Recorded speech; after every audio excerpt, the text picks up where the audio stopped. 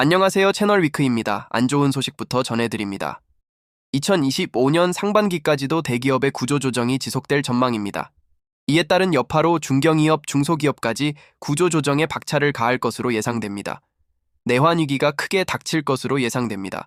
최대한 대출은 갚으시고 카드론부터 갚으시고요. 지출을 줄여나가는 것이 현명할 것으로 보입니다. 2025년에는 이금융권의 구조조정이 시작되고요. 단위농협, 신협, 새마을금고, 저축은행, 캐피탈 모두 포함입니다. 카드 대란, 부도 파산, 금융위기까지 속출할 것으로 이제껏 없던 대재앙이 닥칠 것으로 예상됩니다.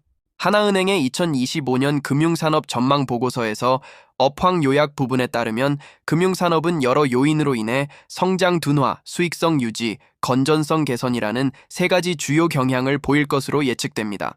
첫째, 성장성 둔화로 가계부채의 높은 수준과 부동산 프로젝트 파이낸싱 PF 문제로 인해 금융산업 전반의 성장성이 제한될 가능성이 높습니다. 이와 함께 생명보험과 손해보험 업계도 낮은 성장세가 예상되며 신용카드업과 캐피탈업 역시 규제와 경제적 압박 요인으로 인해 성장률이 둔화될 전망입니다.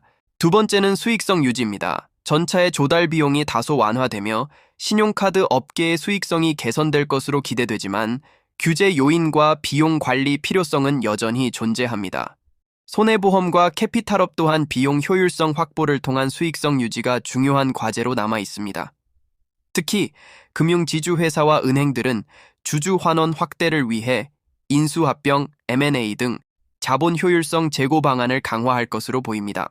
셋째, 건전성 개선으로 저축은행업은 부동산 PF 리스크에 대한 관리를 강화하고 있으며 부동산 신탁업 또한 부실 PF 자산 정리의 어려움으로 인해 건전성 확보에 집중하고 있습니다. 이는 부실 채권 정리와 리스크 관리 강화로 이어질 전망입니다. 이와 같은 산업 흐름 속에서 금융회사들은 비용 절감과 혁신 금융 서비스 도입, 그리고 AI 활용을 통한 생산성 증대 방안을 추진해 나갈 것으로 보입니다. 다음은 전망 요약으로 가계대출 규제, 대기업 대출 감소로 성장성 둔화에 대한 내용입니다. 가계대출 규제와 대기업 대출 감소가 은행업 성장성 둔화의 주요 요인으로 작용할 것으로 예상됩니다. 가계대출 측면에서는 금융당국이 도입하는 강화된 총부채원리 금상환 비율 DSR 3단계 규제가 내년부터 적용되면서 즉 올해의 2배 정도 되는 영향입니다. 가계대출 증가세가 제약될 것입니다.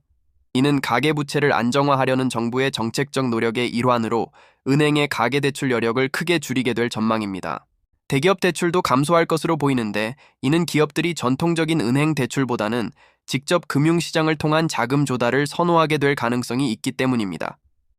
이에 따라 은행 대출의 성장세는 둔화될 것이며 특히 대기업의 자금 수요 감소는 은행업의 대출 성장성에 영향을 미칠 수 있습니다. 반면 중소기업 대출은 신용 위험이 완화되면서 소폭 증가할 가능성이 있습니다. 이러한 중소기업 지원은 은행업의 수익성 유지를 위한 대체 성장 동력이 될 수 있으나 전체적인 대출 성장 둔화를 막기에는 미흡할 것으로 분석됩니다.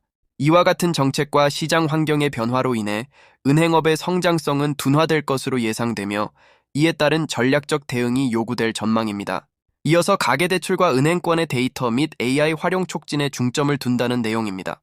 가계대출 규제로 가계부채 증가를 억제하기 위해 내년에도 대출 규제가 지속될 것으로 예상합니다. 이러한 규제는 가계대출의 관리를 강화하여 금융 안정성을 높이려는 정책적 의도를 반영합니다. 이는 대출 성장을 제한하여 시장의 성장세 둔화에 영향을 미칠 수 있으며 기존 대출 수요를 억제하는 역할을 할 것으로 보입니다. AI 마이크 데이터 활용 촉진하여 금융 혁신을 위해 규제 완화와 AI 기술 도입이 강조됩니다. 망 분리 규제 완화를 통해 외부 AI 모델을 은행 시스템에 도입하는 것이 가능해질 것으로 보이며 이를 통해 데이터 기반의 금융 혁신이 가속화될 전망입니다.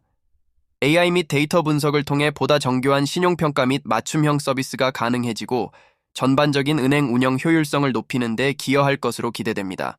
이러한 정책 변화와 기술 활용을 통해 비용 절감을 추구하고 금융권 전반의 경쟁력을 높이려는 방안을 마련하고 있습니다. 다음 시간은 GDP 집단대출 주택시장에도 대해 알아보겠습니다.